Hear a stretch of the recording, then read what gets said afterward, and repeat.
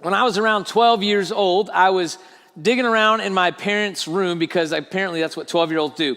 I don't remember what I was doing in there, but I was looking for something, and I ended up looking underneath my mom and dad's bed, and I looked there, and there's this cardboard box that it wasn't like a normal cardboard box like you'd use for moving or putting books in or anything, like that and like that.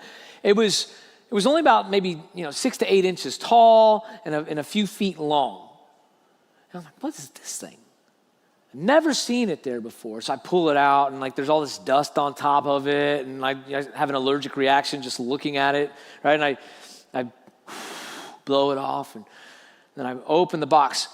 Have you ever had one of those moments where you got something, you opened something up, or you looked at something, and it just totally took you by surprise? Totally shocked me when I opened this box, and there in front of me is a guitar. Now, what you have to understand, why this was so shocking is my family is not musical. Not at all. You hear stories of families where everybody sits around and they're like, one person's playing this instrument, another person is playing that instrument. Somebody's got a guitar, a banjo, a mandolin, a violin over here. They usually call it a fiddle, right? And then they're all singing and they trade around on all these things because they all play all the instruments. Usually they call each other brother and sister and ma and pa and that sort of thing. But my family's not musical. The only thing my family knows how to play is the radio. That's it. Nothing else. We're not musical at all. So I opened up this box and there's this guitar there and I thought, whoa, how cool is this? This could have been the holy grail for me. I just looked at it and I was so amazed. And I'd wanted to play the guitar. We had this little church band at our church I grew up in. Now, granted, it was a kind of Southern gospel tribute band, all the Gaither stuff. And so they were playing Because He Lives and stuff like that all the time. And the guy who played guitar there, his name was Carl Maxwell. And he was probably in his 60s at that point, but he played that guitar. He had great mutton chops still left over from the 70s. And Carl would get up there and he would help sing those songs and lead those songs. He was the only guy I knew who knew how to play guitar. And this was the days before, YouTube tutorials and stuff like that. So I went to Carl that Sunday. I said, Carl, can you teach me how to play the guitar? And he said, son, I'd love to do that, but you live about 15 or 20 minutes away from me. Let me write down some chords for you to learn how to do. I said, great. So he gets out this sheet of paper and he writes on them about 7 chords on there. Here's where you put your fingers for C, for F, for G. And so I start learning all of these. And I'm practicing. I'm practicing hard. I got this little old guitar. This is like a kid's learner guitar that they'd gotten from my dad years before. My grandparents got from my dad years before, and he just never took to it, never really tried it more than a few times. So this thing was a little bit smaller, but I took it over to my grandparents' house, and they go, well, we remember that thing. And so I start trying to play this thing. And I'm putting my fingers where they're supposed to go, doing that number, keep going, doing my thing. And finally, my grandparents, God bless them, they let me do this for an hour. And I can't believe I didn't drive them nuts. I would have been nuts after that. I'm trying my best. And my grandfather walks over and he says, hey, son, I think that you should press down on those strings rather than just putting your fingers there. And I said, well, that will hurt. And he goes, yeah, it will. It will hurt, but that's how you're supposed to do it. And I was 12 years old, so I knew everything. I said, no, that's not how it works. No way. Not a chance. So I kept trying to press down on these things, and it did. It really did hurt. But I kept going with it, and I eventually developed calluses, and I got it going, and I started playing around with other people and trying to play at church a little bit, and I got really into it. And so I wanted to start getting into band. So for my birthday one year, I asked for a guitar for my birthday that could plug into a sound system. So I get this guitar for my birthday. I'm about 15 or 16 years old, and I get this guitar for my birthday that can actually plug into a sound system, and it has a pickup in it and all that stuff, and you play it. It had a strap. My other guitar didn't even have a strap for it. This one had a strap, and I could stand up there and do this number, yeah? I'm doing all that. Well, as I kept playing, and the rooms that I played in got bigger, and the bands that I played in got more frequent, and I kept leading worship and stuff, I realized that other people had different guitars than I did. Now, if you're into guitars, you know this. You can tell the brand of a guitar often by just looking at the head of that guitar, right? So if you got a Martin, it's just this flat head. And then Taylors have a certain way that they look. And then Larrabees have a certain way. And the Seagulls. And those are like my 4 favorite types of acoustic guitars. And I realized that mine didn't look like that. In fact, mine didn't sound like theirs either. It's because mine wasn't as nice of a guitar as theirs. Mine was this cheap thing. It was this cheap imitation of what these other guitars were that all my friends were playing with. It looked like a guitar, and it sounded like a guitar, sort of. But it wasn't a great guitar because it didn't cost very much. Today we're kicking off a new series called Trust Fall. And it's all about this faith that we have in Jesus. Like, what does it mean to have faith in Jesus? How do we have this faith in Jesus? And it matters because it's got to be a faith that will cost you everything. It has to be a faith that will cost you everything. And I don't know about you, but as I've come of age, going from childhood to adulthood, I've been a part of this era in American history in particular, but Western Christianity's history, where we've seen a lot of people moving away from faith. We've seen millions of people move away from faith in the last 25 to 30 years as I've gone from childhood into adulthood. And over and over and over again, a lot of them give the same criticism that you and I will give. They keep seeing Christians who have a quote unquote faith that doesn't cost them anything. And so it doesn't matter to them. And they live as if it's not true. I think that's one of the biggest dangers to the Christian faith in the Western part of the world, especially right now, is that we subscribe to a faith that doesn't cost us anything. Over and over and over again, I keep seeing people who claim to be a Christian, both in public and in private life, who claim to be Christians, but it doesn't cost them jack. Nothing. Like there's nothing involved. There's no difference between them and other people who don't claim to be a Christian. There's literally different. There's nothing that it costs them. This should bother us. This should bother us because this cheap imitation of a faith is really no faith at all. It's really no faith at all. It's like that cheap guitar I had when I was a teenager. As I went on, it sounded like a guitar. It looked like a guitar, but everybody could spot it from a mile away. Everybody knew from a mile away. It would fall apart easily. It didn't sound right, and ultimately nobody else wanted anything like it. This cheap imitation faith, it should bother us. Because if Jesus was who he said he was, and if he did all the things we believe that he did, then what we're doing with this cheap imitation of a faith is we're actually keeping people from him.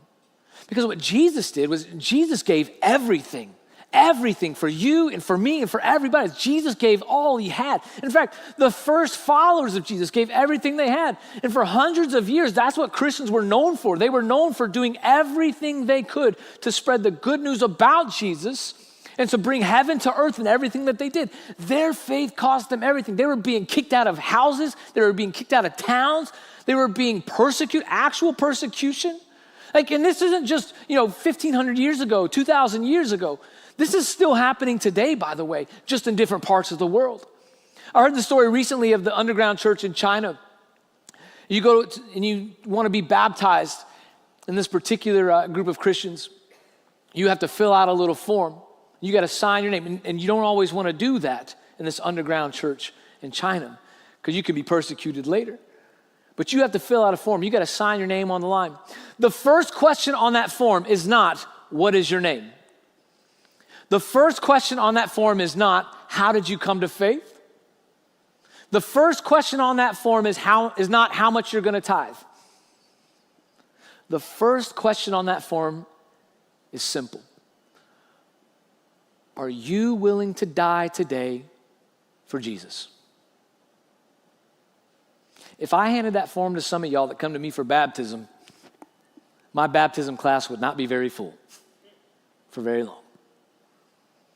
Are you willing to die today? It costs you everything in certain parts of the world to follow Jesus. And yet here today in America and in the rest of the Western world, often we can't even be bothered to get up on a Sunday morning. We can't be bothered to crack open a Bible or pull it up on our phone during the middle of the week. We can't be bothered to go and to do something for the poor around us. We can't be bothered to go and make sure that hungry kids have food. Your faith should cost you everything, or it's no faith at all. It's just some belief you got out there. Lucky for us, though, this cheap imitation faith it's pretty recognizable real quickly. Like you see this really quickly often because it's not lived out. This faith is not lived out. They claim one thing and then they do the opposite. They claim we should be loving and we should be kind and we should be good, and then they don't do that. But on top of that, generally somebody who has this imitation fake faith stuff, they haven't really thought through their faith at all. They've not thought about like the truths of their faith, the claims that they're making at all. One of those is this question, like, how are we saved? There are people today who would say, I'm a Christian, and I don't even know what that means. How are we saved? Or maybe this question's brother, saved from what? What are we even saved from? Now the answer to that is pretty easy. It's pretty easy. We've been indoctrinated and conditioned to understand that we're being saved from hell. Like, that's the knee-jerk reaction there. We're saved from hell. And when we envision hell and this afterlife, there's like a lake of fire and a devil running around and demons, and they got fire pokers and they're getting you all the time. Like, that's what we've been conditioned to think. Now, we can't back that up with anything but Dante's Inferno, right? But biblically speaking, we don't know exactly what to expect.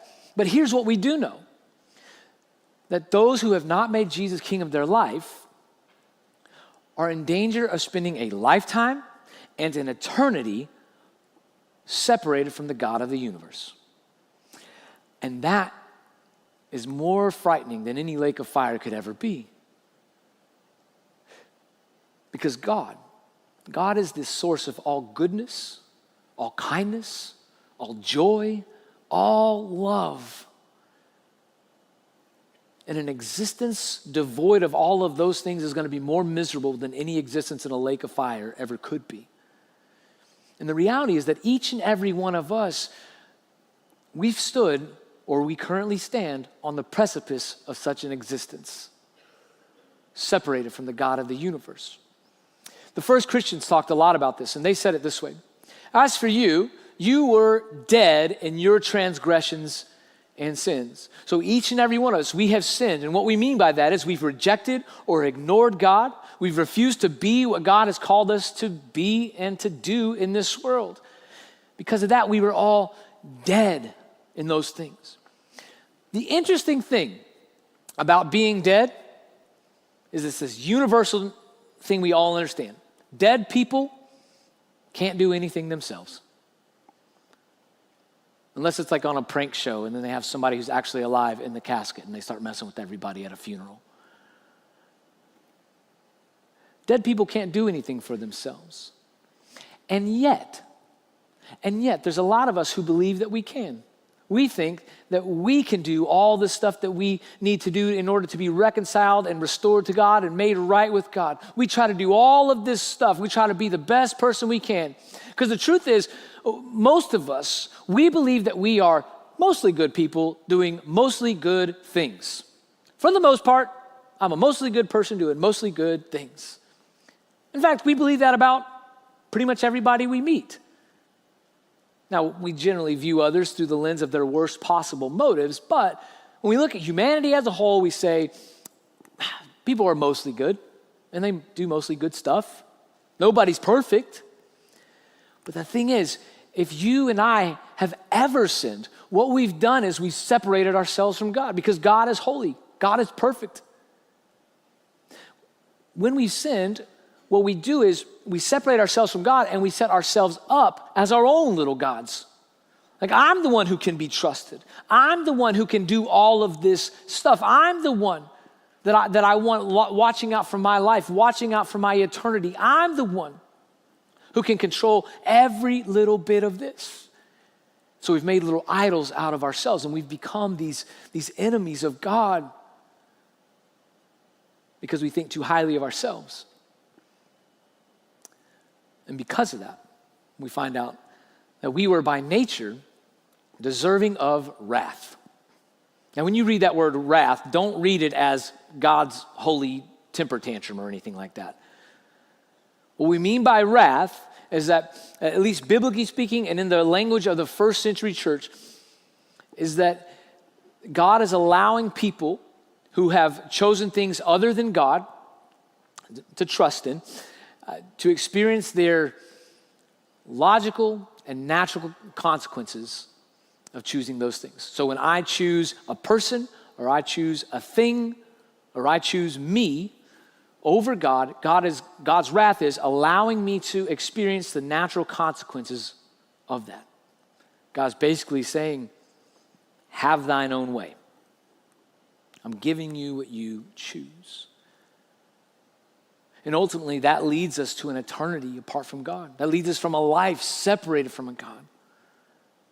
A life that isn't as happy as it could be, isn't as joyous as it could be, isn't as generous as it could be, isn't as kind as it could be.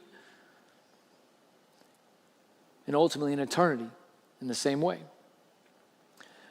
And that's where all of us, at one point in our life, that's where all of us have been. Every single one. Maybe you are there now. Every single one of us has been at that point, deserving of this wrath. But I got good news. God isn't mostly good. God is always good. God is wholly good. God is fully good. God is truly good. And because of that, God never left us behind. God isn't willing to leave us behind. God would have been within God's rights to just wash his hands of us and be done. But instead, we see this. But because of his great love for us, God, who is rich in mercy, made us alive with Christ even when we were dead in transgressions. Did you catch that? You were dead and God made you alive. Dead people can't do anything for themselves, so God had to do it for them. And it's out of love that God did this for you and for me and for all these other people we've met and never met. God did this out of love for us. We didn't do it. We were made alive. We didn't do it. That's why we need to see this next part of this verse. It is by grace you have been saved. It's by grace you have been saved. Now, grace means I have been given unmerited favor. That I have been given favor. Something has been done for me that I did not, could not, and would not have possibly earned. In 1558, Queen Elizabeth I came to the throne in England. Now, if you're unfamiliar with what was going on in England in the 1500s, you wouldn't be alone. There was this king early on in that century. His name was King Henry VIII. And Henry needed a male heir. And his wife was not producing a male heir. Now, we kind of soften this too much, and we don't understand that it wasn't just Henry needing a son. If Henry didn't have a son, by the laws of the land of that day, everything could have been thrown into chaos in England and in all of Europe. Because without a son, there was no succession plan. And with no succession plan, there was bound to be civil war and people fighting for all sorts, and people were going to die. So Henry looked at this and said, I've got to find an heir. So he found a way to get an annulment, to get a divorce from his first wife. And then he got a new wife. Her name was Anne Boleyn. They had one surviving child, and her name was Elizabeth. He ended up getting other wives and having other children. And by the time of 1558, when Elizabeth came to the throne, there were other siblings who had already reigned. There were other relatives who had already reigned before her. And things had gone crazy, just as predicted. There were persecutions from Catholics. There were persecutions of Catholics. There were persecutions from Protestants. There were persecutions of Protestants. There's all kind of fighting. And finally, Elizabeth comes to the throne. And she's a moderating force. But because she wasn't Catholic, the Pope declared her an illegitimate heir to the throne, which meant that nobody who was Catholic in England had to listen to her anymore. And so they started trying to assassinate her to get a Catholic monarch. So there were all these attempts on her life. One time, this one woman dressed up as a male page, a male servant there in the palace, and she got in, she somehow moved around amongst everybody, and then she went off and secreted herself in the queen's private bedchamber when nobody was looking. And that evening, as the queen was about to come in, her staff came in to check the room because there had been so many attempts on her life and so many people trying to take her life and assassinate her. They had started checking every room she went into beforehand to look for assassins. And they found this woman in this bedchamber with a knife ready to assassinate Queen Elizabeth I. So they drag this young woman out and they bring her in front of the monarch. Now remember, this is the 1500s. These are the days when the monarch said, "You're dead." There was no trial, there was no jury, it just happened. And so there's this young woman before the most powerful person in her country that she's obviously trying to kill, and she's begging for her life. She's begging for her life, and she says, please let me go, I'll do anything, whatever. And finally, the queen looks back at her and says, "If I give you grace, what do you promise to do in the future?" And somehow in the midst of that moment, this woman has the unmitigated gall and the gumption to look back at the person she was trying to assassinate and say, "Grace that comes with conditions and precautions is no grace at all." No way I could have said that. No way I could have said that.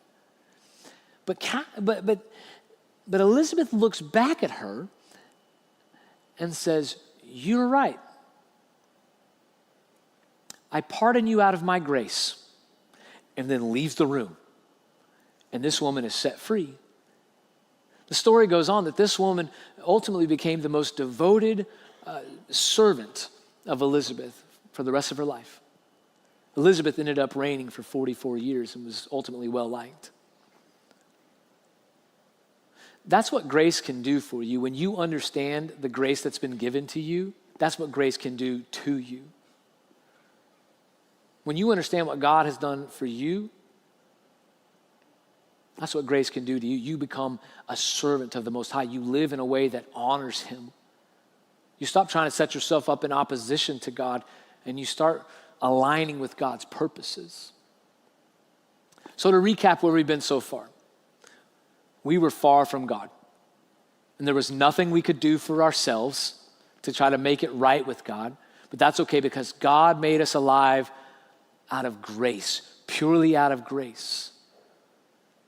You got to understand who Paul's writing to. He's writing to people in Ephesus. This was a rich, wealthy, influential town. They had a thriving market. There was all sorts of things going on around them. If they were influential, and chances are many people within the Christian groups there were also influential within that town. This is also where the temple of Artemis was. There was this giant, huge idol statue of Artemis there. It was a wonder of the ancient world. People flocked to it. So they were also steeped in spirituality. They were steeped in things like magic, but of course, in idol worship. And they brought all that to the table as they began to try to follow Jesus. And you know who else brings everything to the table when they try to follow Jesus? You, me, us, all of us. We bring all of our cultural baggage, all of our family baggage, all of it comes with us as we try to follow Jesus in this world. And we're a lot like the Ephesians. We live in a wealthy and influential area, and we're steeped in spirituality and, dare I say, idol worship. You may not bow down to a bronze statue, but some of us really like celebrities. Some of us are really chasing after money and after fame and after status. So Paul wants to make sure they understand how this whole grace thing works. And he goes on and he writes them, he says this, "For it is by grace you have been saved through faith." Now faith is just believing in, or maybe let's say it this way, trusting in someone or something. But this is our only part in it. We're just kind of trusting a little bit. Paul goes on, he wants to make sure you understand, this is not from yourselves, it's the gift of God, not by works, like things we've done, so that no one can boast. Because if you could boast in what you had done to earn your salvation, then we would have never needed Jesus. Like if you could somehow manipulate or control God into doing something, we would have never needed Jesus. God did this purely out of love for you. So we come back to another question, though, is what is faith? Faith in what? Well, faith is trusting in. We go on. In Romans, Paul says it this way: God presented Christ as a sacrifice of atonement, right? Just making things right through the shedding of his blood. Well, we remember that's the cross, to be received by faith. So faith in what Jesus has done on the cross, trusting in what Jesus has done on the cross, is where our grace comes from. That's the grace. That's how this whole thing works itself out. If you want to be made right with God, then I want you to understand this. Here's the bottom line of everything today. Only trusting Jesus makes things right with God. That's it. You're not going to earn it. You're not going to pray enough. You're not going to give enough money. You're not going to be mostly good enough. You're not going to say enough nice things. You're not going to make people feel nice about themselves enough. You're not going to serve in the soup kitchen enough. You're never going to do enough to be made right with God. All you can do to be made right with God is to trust what Jesus has done for you on the cross. That's it. That's how we can be saved. The other day I was sitting in a courtroom, not for me, for somebody else. And I was there in the viewing area. And I was sitting on the front. They actually have pews in there still. And I'm sitting in this little pew thing, and I'm watching. It's cramped. There's a lot of us in there for this one. And I'm sitting there all the way to the side. And I'm cramped, man. I'm cramped in. It's like, have you ever been on an airplane and you're just crammed in there? You know what I mean? You're just, Now imagine there's 15 people on the other side of you. So you can't even get up and just walk out anytime you want. It's a whole thing. And the longer I sat there, we're talking hours, the more I realized how as I've gotten older, I just really, really despise having to be confined in an area. So of course I'm in a courtroom and I'm thinking about all the people who come through there and end up in jail. And I'm thinking about how that would be terrible. And now I never want to go to jail. And then I start thinking about like, there's these rooms, like what if there's a room and there's no windows and you're just stuck in there, and no matter how much you bang on the door, nobody's letting you out, like how terrible that would be. But imagine that with me. You're in this room with no windows. There's only a door. It's solid all the way around you, and they're not letting you out. Maybe they throw food in there every once in a while for you. Imagine how desperate you would be. How much you would pray to God. How much you would beg God, help me get out of this place and all this. What if in the middle of that one day, all of a sudden, the outside wall there just opens up, just like old school Kool-Aid man, right? Breaks through the wall. Oh yeah, that sort of thing.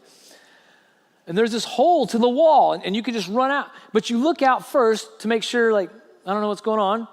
You look out first, and there's somebody standing there who obviously broke down the wall, and they're just telling you, come on. If you were to run out in that moment, can I tell you that you wouldn't be escaping? Because in that moment, you don't escape. You're being rescued. You did nothing. You did nothing. All you did was you started walking out. That's what it means to trust in Jesus. That's what it means to trust in Jesus and be made right with God. And I think that has a couple of implications for how we're supposed to be living our lives as we go forward. Like first, it means that we're gonna quit turning to other things or other people to free us. I'm gonna quit looking to substances. I'm gonna quit looking to politicians. I'm gonna quit looking to celebrities. I'm gonna quit looking at my family to free me. Because there's only one who can free me. His name is Jesus. I'm gonna let go of the things that I did before Jesus freed me. I'm not gonna hold on to that anymore. Jesus isn't holding on to it. Why would I? I'm gonna let go of that sort of thing. But it can't just be about belief either today. It can't just be about what I intellectually assent to. It's also about action. Because faith, if it's any faith at all, is going to have some action behind it. You're going to start living a life that honors Jesus and looks like the life that Jesus would prescribe for you. You and I both know there's people out there claiming to be Christians that are nothing of the sort. Their lives look nothing like the Jesus they claim to follow. But if you trust in Jesus, let me say it very clearly. Trust that is given is trust that is shown. Trust that is given is trust that is shown. In every relationship you've ever had with somebody, when you trust them, it's obviously shown in the way you interact with them and the way you interact with others around them. Friends, my prayer for you is that you will trust Jesus with everything, with your life now, with your eternity. Trust what he did for you on the cross and be saved. Can I pray for you for a moment? God, I thank you that while I was a sinner, that while I had run far from you, while I had transgressed, while I had set myself up as my own little idol and my own little demigod off to the side, you still sent Jesus for me. I thank you that you sent Jesus for each and every person here and those not here. Lord, give us the courage to trust you fully. Give us the courage to trust you with everything that we've got, because following you is the best way to live. Lord, help us to do that. Help us to dive headlong into the kindness, into the goodness, into the love, to the generosity that you bring to our lives. Lord, give us that. Give us that kind of faith. Give us that faith that costs us everything as we live in a way that trusts you. That trusts you with the outcome. The way that doesn't hoard resources but freely gives them away because we're trusting you. Lord, in a way that doesn't hold grudges because we forgive in the way you have forgiven us.